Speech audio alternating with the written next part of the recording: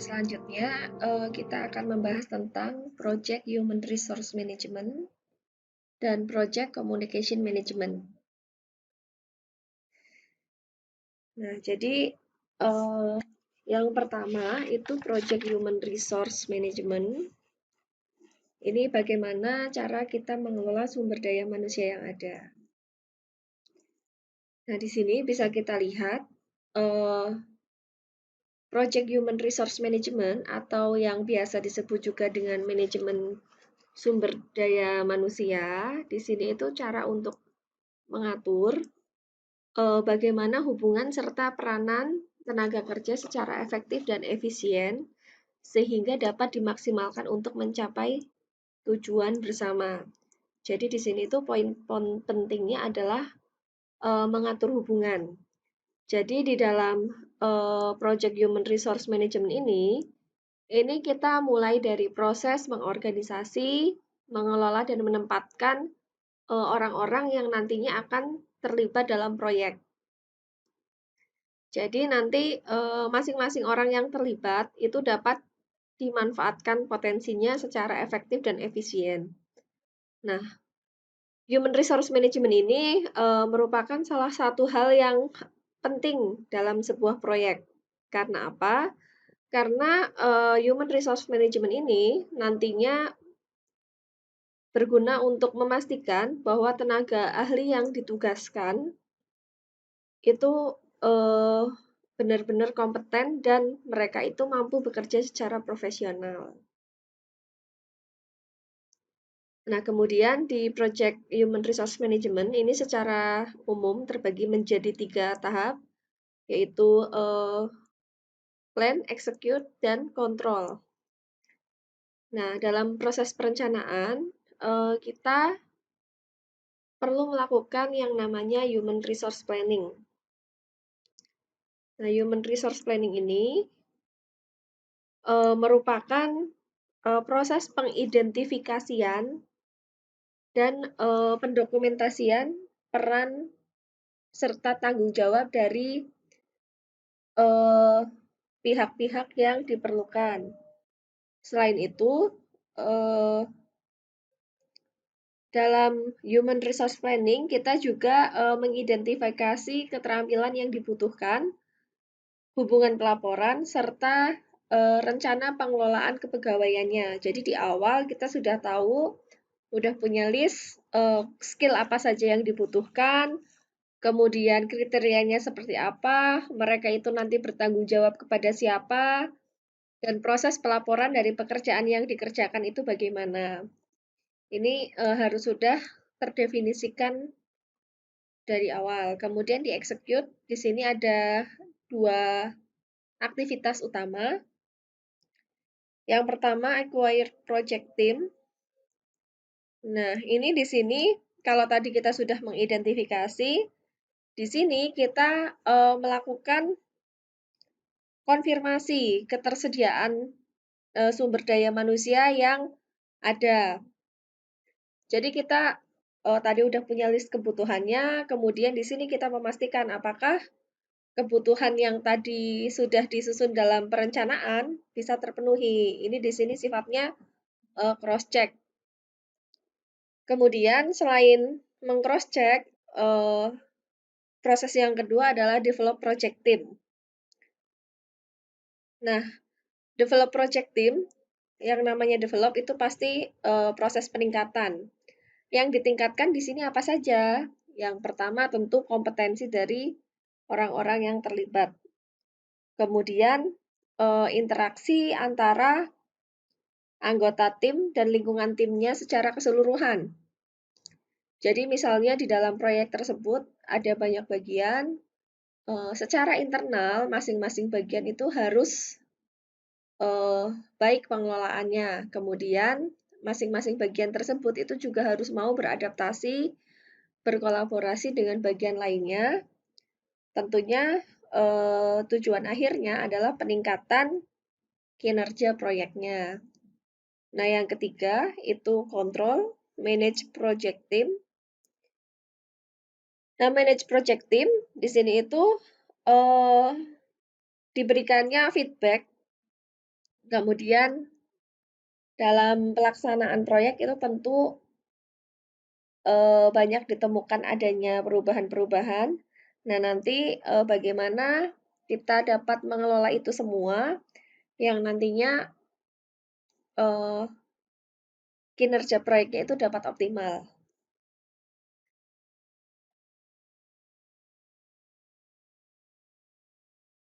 Nah, ini satu rangkaian dalam project Human Resource Management mulai dari plan, execute, dan control. Ini eh, saling terkait satu sama lainnya. Nah, kemudian hal-hal yang berkaitan erat dengan project Human Resource Management adalah ini ada 3 aspek yang di sini kita highlight. Yang pertama adalah motivasi, kemudian efektivitas, dan influence and power. Ini teman-teman mungkin sudah dapat psikologi industri. Ini motivasi. Motivasi ini karakter orang ada yang mereka itu intrinsik dan ekstrinsik. Jadi kalau motivasinya itu intrinsik, mereka itu lebih eh, hal-hal yang memotivasi dia dalam bekerja, dalam berkarir itu lebih ke sisi internal kehidupannya dia. Seperti penghargaan, kemudian rasa keingintahuan, ketertarikan, dan pride dari orang tersebut. Kemudian kalau misalnya itu motivasinya yang sifatnya ekstrinsik, ini sesuatu yang mungkin bisa dilihat sama orang kebanyakan. Kayak misalnya gaji, kemudian jenjang karir, dan hal-hal lain yang oh orang lain itu bisa lihat dari diri saya. Apa sih pencapaian saya ketika bekerja? Seperti itu. Nah, kemudian uh, influence and power. Ini di sini ada beberapa aspek ya, ada authority, assignment, budget, promotion, money, penalty, work challenge, expertise, dan friendship. Ini semuanya merupakan aspek yang berpengaruh terhadap kinerja seseorang. Dia memiliki otoritas apa saja, kemudian bagaimana cara penugasannya dia, pengelolaan budgetnya, kemudian adanya promosi di perusahaannya. Ini aspek-aspek yang berpengaruh. Kemudian untuk power sendiri, jadi power itu merupakan kekuasaan atau wewenang yang memungkinkan eh, kita untuk mempengaruhi perilaku dari orang-orang di sekitar kita. Nah, ini mungkin juga udah pernah dapat ya macam-macam dari power. Ada yang coercive power, legitimate, expert, reward, dan referent power. Nah, ini kalau yang pertama, coercive power ini merupakan kekuasaan paksa.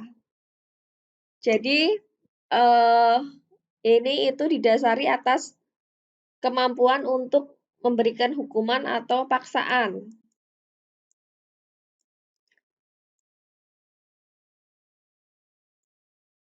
Jadi, coercive power itu biasanya apabila mereka memerintahkan atau menugaskan sesuatu, si pemimpinnya, itu nanti jatuhnya itu kayak paksaan. Ya harus. Kemudian untuk yang legitimate power ini merupakan hasil dari posisinya dalam sebuah organisasi. Nah, di sini itu kayak pimpinannya itu punya wewenang untuk selalu didengar atau dipatuhi perintahnya. Nah, yang ketiga, expert power. Expert power itu merupakan tipe kepemimpinan yang didasari oleh kepakaran dan kemampuan dalam suatu bidang tertentu. Nah, biasanya kalau untuk manajer proyek itu tipe kepemimpinannya adalah eh ini expert power. Biasanya mereka yang menjadi project manager dalam sebuah proyek, mereka yang mengelola adalah orang-orang yang memang ahli di bidangnya. Kemudian reward power itu merupakan jenis kekuasaan karena adanya penghargaan. Yang terakhir, referent power itu kekuasaan rujukan. Dia dipilih menjadi seorang pemimpin, bisa jadi karena eh, karakter individunya, kemudian keteladanannya, atau kepribadian yang memang membuat orang-orang itu tuh respect sama dia. Nah, kemudian eh, aspek yang berpengaruh terhadap human resource management ini yang selanjutnya adalah keefektifan. Keefektifan ini saya ambil salah satunya aja, Coffee Seven Habits. Jadi ada 7 habits yang nantinya perlu selalu ditingkatkan. Ini memang related ke manajer proyek, tetapi bisa diterapkan juga dalam kehidupan sehari-hari. Jadi seven habit itu yang pertama be positif. Kita harus senantiasa eh, memiliki positive thinking, berpikiran positif, positive mind, positive vibes. Jadi semua hal yang ada di sekitar kita sebisa mungkin disikapi secara positif. Kemudian begin with the end in mind. Jadi dalam melakukan sesuatu kita juga harus mampu memprediksikan, oh ini nanti akhir yang diperoleh itu kayak gimana, endingnya seperti apa.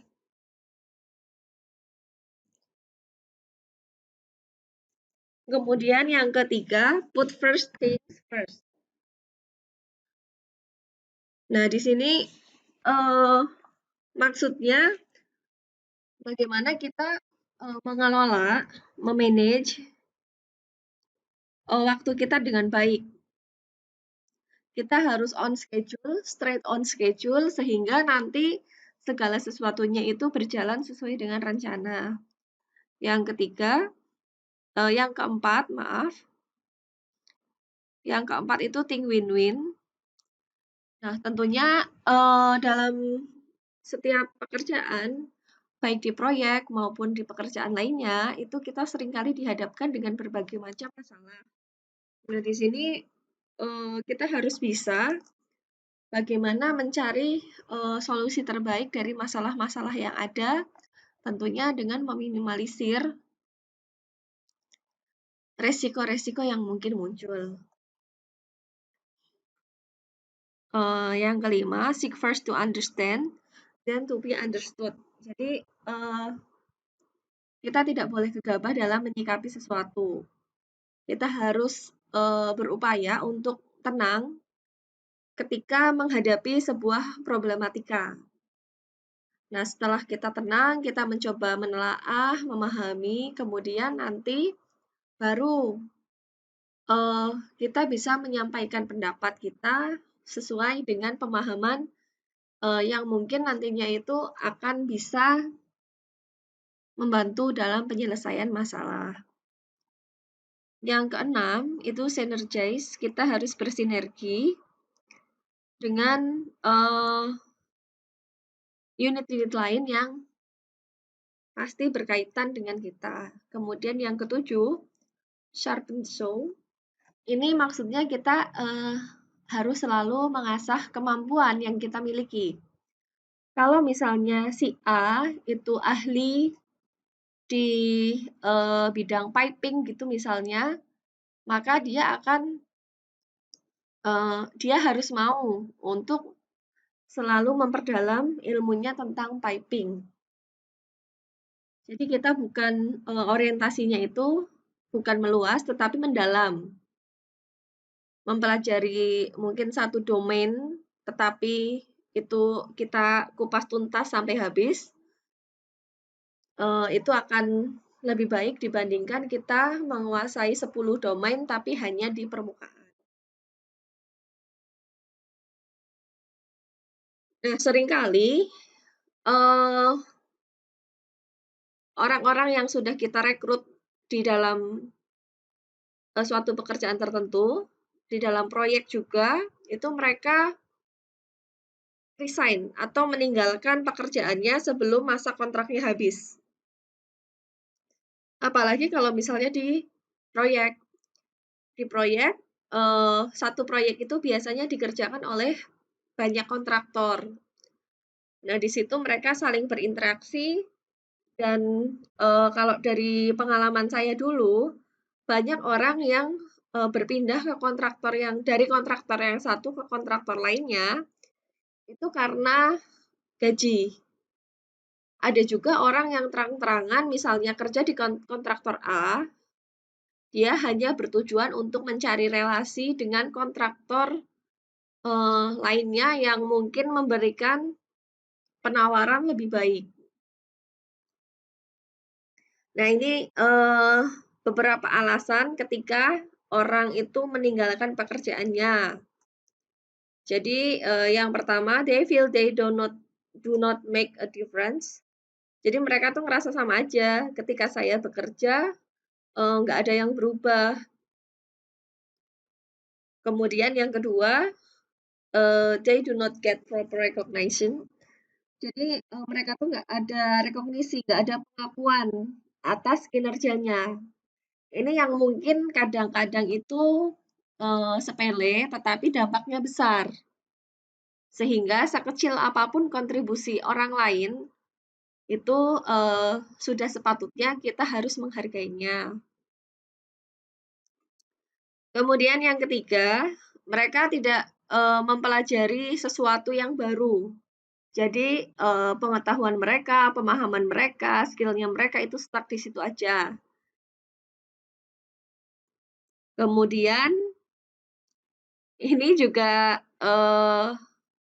sering terjadi, mereka itu tidak nyaman dengan anggota timnya. Jadi mereka nggak klop dengan rekan kerjanya, ini juga bisa memicu seseorang untuk meninggalkan pekerjaannya. Nah, yang terakhir, ini biasanya orang resign itu karena ingin mendapatkan kehidupan yang lebih baik, mendapatkan jaminan yang lebih baik.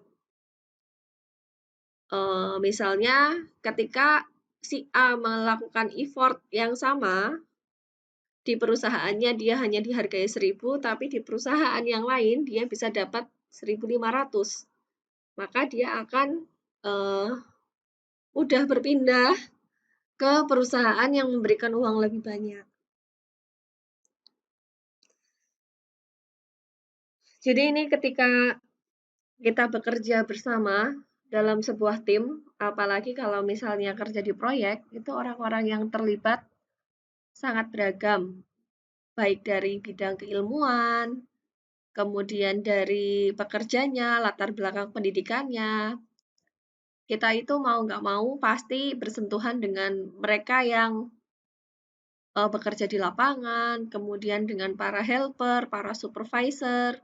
Nah, kita harus pandai-pandai memahami karakter dari orang per orangnya. Karena apa? Karena uh, kalau di proyek dan kebetulan itu mereka yang bekerja di lapangan, itu beban dan tekanan yang didapat oleh mereka itu lebih besar sebenarnya dibandingkan dengan back office-nya. Nah, di sini tuh maksudnya lebih ke beban fisik gitu ya. Nah, ini beberapa saran ketika kita bekerja dalam tim. Ini usahakan untuk selalu sabar ketika menyampaikan sesuatu, ketika menginstruksikan sesuatu. Kemudian yang kedua, ini kita harus fokus dalam penyelesaian masalah, bukan menyalahkan personnya. Jadi kalau misalnya dalam proyek itu ada keterlambatan, kita coba cari tahu saja masalah apa yang sebenarnya terjadi.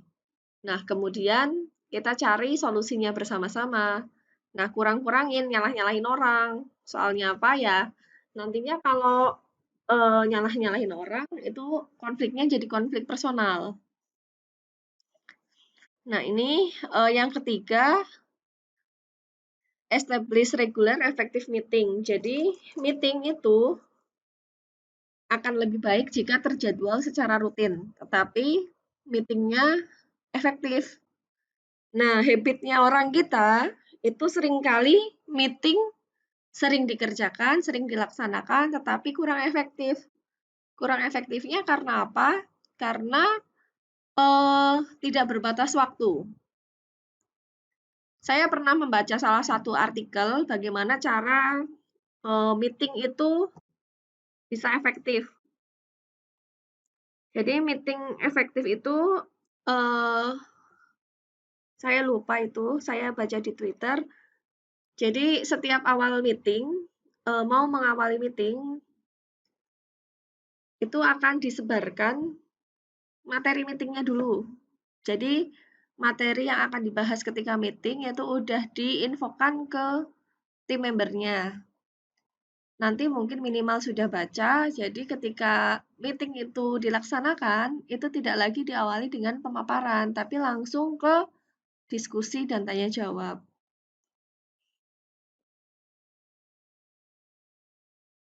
Kemudian, limit the size of work teams to 3 to 7 members.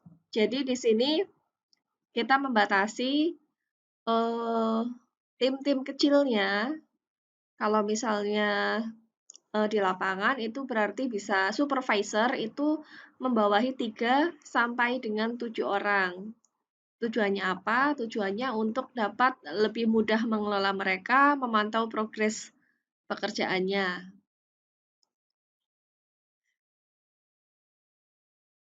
Kemudian yang kelima itu plan some social activities to help project team members and other stakeholders get to know each other better.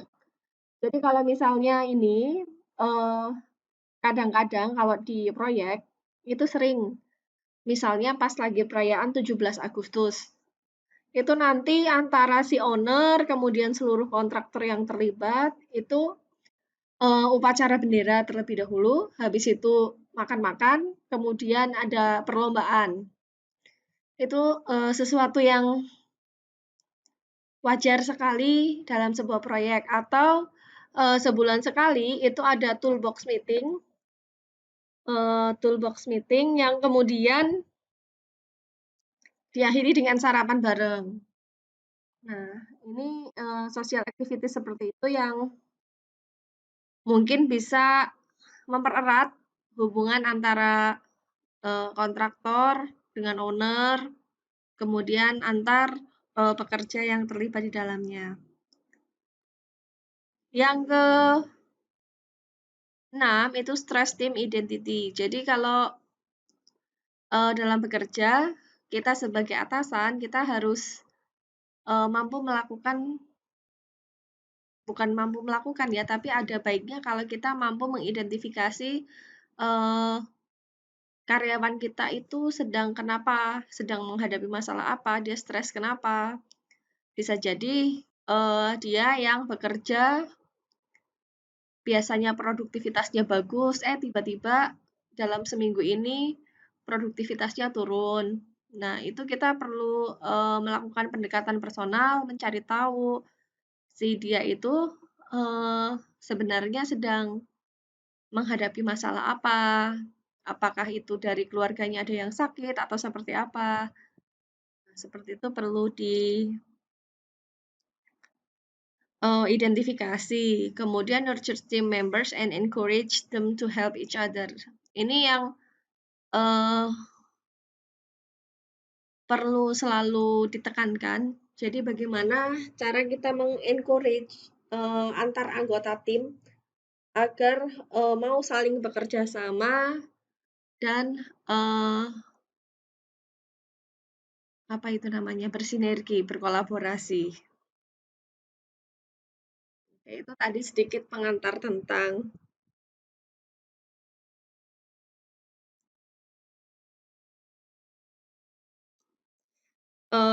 Project Human Resource Management.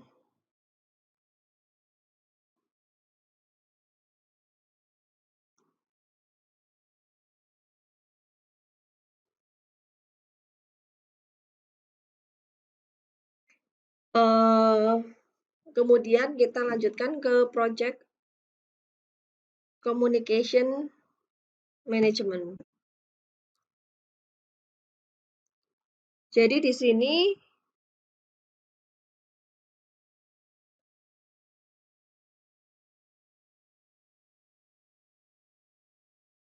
Project Communication Management itu bagaimana cara kita mengelola alur komunikasi antar stakeholder yang terlibat dalam sebuah proyek. Ini prosesnya itu kita mulai dari communication planning, perencanaan alur komunikasi antar stakeholdernya. Apakah itu nanti bentuknya menggunakan minutes of meeting atau menggunakan materi PowerPoint yang nanti disampaikan atau seperti apa. Kemudian information distribution. Jadi report laporan yang diperoleh itu harus didistribusikan kepada stakeholder yang terkait. Ini biasanya fungsi dokumen kontrol itu sangat sangat penting di sini ya.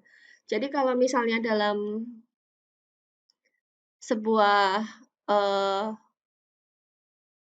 dokumen, misalnya hasil rapat itu harus didistribusikan ke masing-masing unit. Nah, si dokumen kontrol ini nanti akan membuat sebuah dokumen kayak apa ya, kayak resi penerimaan gitu. Jadi dia udah mendistribusikan ke siapa aja yang nanti ditandatangani oleh masing-masing unit yang menerima informasi tersebut. Kemudian performance reporting, ini juga perlu disepakati nanti laporan kinerjanya itu seperti apa, siapa saja yang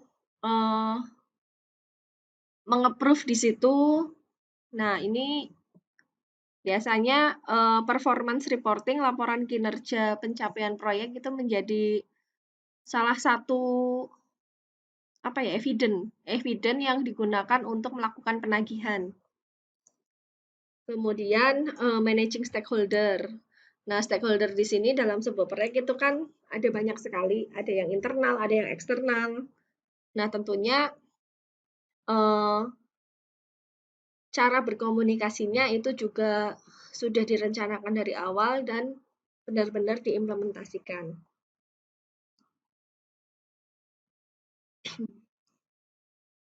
Nah, ini juga ada kaitannya. Personal preference nanti akan sangat berpengaruh terhadap kebutuhan komunikasinya. Ini mungkin pernah juga teman-teman antara apa namanya, orang introvert, ekstrovert, kemudian mereka yang tipikal orang visual. Nah, ini kayak misalnya seorang yang introvert itu akan lebih menyukai komunikasi yang lebih private.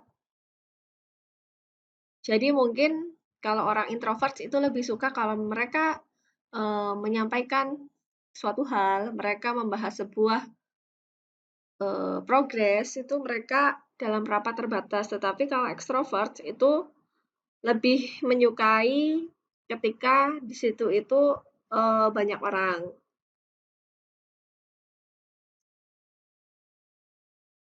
Kemudian ada orang yang lebih mudah memahami ketika informasinya itu disampaikan, divisualisasikan dalam bentuk gambar. Tetapi ada juga orang-orang yang lebih suka penjabaran step by step.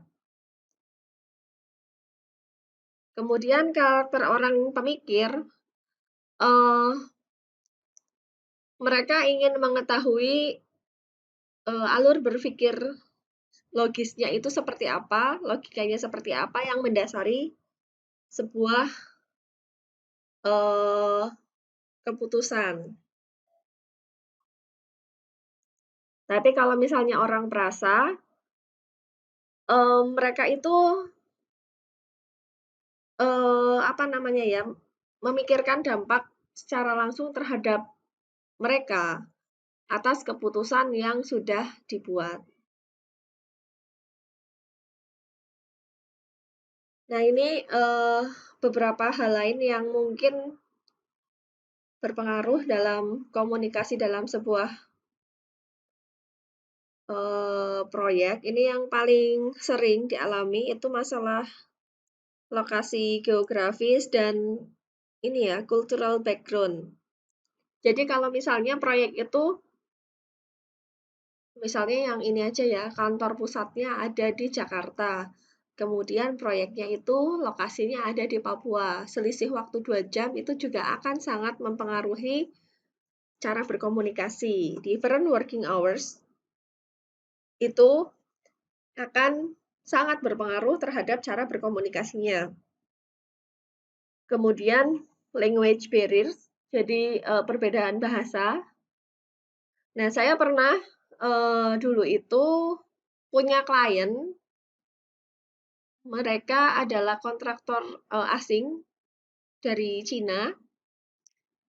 Nah, kemudian karena kesulitan untuk berkomunikasi menggunakan bahasa Inggris, kita udah coba pakai apa namanya? Kita coba pakai orang yang ahli bahasa Inggrisnya bagus gitu, ternyata dari merekanya masih kesulitan memahami. Akhirnya pernah di satu kejadian kita rapat bareng, terus mereka walk out gitu karena uh, kurang memahami topik yang dibahas. Kemudian different culture norms, jadi norma-norma di mana proyek itu berlangsung itu juga perlu diperhatikan. Ini saran untuk meningkatkan project communication. Ini mirip sama yang tadi ya, cuman kalau ini lebih berfokus di bagaimana kita berkomunikasi. Itu yang pertama, manage conflict effectively. Bagaimana kita memanage konflik yang mungkin muncul karena biasanya itu salah persepsi akan memicu adanya konflik. Kemudian run effective meetings, ini sama seperti tadi. Use template for project communication. Nah, ini segala sesuatu yang dikeluarkan atau digunakan untuk berkomunikasi itu sudah ada template-nya. Jadi, misalnya resume rapat, minutes of meeting-nya itu juga udah ada template-nya. Kemudian daftar terima dokumen itu juga udah ada template-nya. Itu memudahkan untuk mengidentifikasi kekurang tepatan, ketidakakuratan. Kemudian develop better communication skill. Ini lebih ke public speaking, kemampuan public speaking dari pimpinannya. Kemudian use email effectively. Kita juga harus membiasakan berkomunikasi menggunakan email. Salah satu alasannya biar ada record-nya. Jadi kalau misalnya nanti ternyata ada kendala atau permasalahan muncul di tengah jalan, kita bisa lihat-lihat lagi riwayat percakapannya di email. Ini beberapa cara kita ketika menghadapi konflik ya, konflik. Kita bisa konfrontasi, jadi langsung diajak diskusi, kemudian kita coba cari problem solving-nya. Kemudian kalau compromise itu biasanya pendekatan take and give, kemudian smoothing. Smoothing ini sebenarnya pendekatan agar apa namanya, agar yang punya konflik itu bisa ngikutin sesuai dengan pemikiran kita. Jadi ini menggunakan pendekatan psikologis ya. Kemudian forcing, pendekatan win-lose-nya, kemudian bisa juga withdrawal.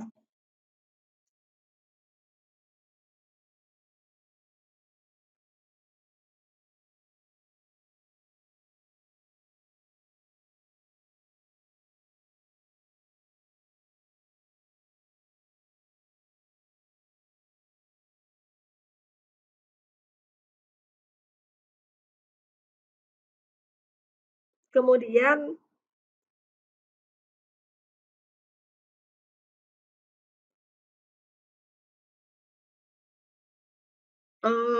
tidak selamanya konflik itu negatif. Dia juga bisa memberikan dampak positif. Karena seringkali ketika kita dihadapkan dalam sebuah konflik, itu malah memikirkan pemikiran yang baru. Jadi kita bisa dapat insight baru, ide baru, kemudian memunculkan alternatif yang mungkin sebelumnya itu tidak terfikirkan. Nah, tentunya konflik bisa menjadi baik, memberikan dampak positif itu ketika kita mampu memanagenya dengan baik. Nah, oke, mungkin itu sedikit pengantar tentang Project Human Resource Management dan Project Communication Management. Kurang dan lebihnya mohon maaf. Sampai jumpa. Terima kasih.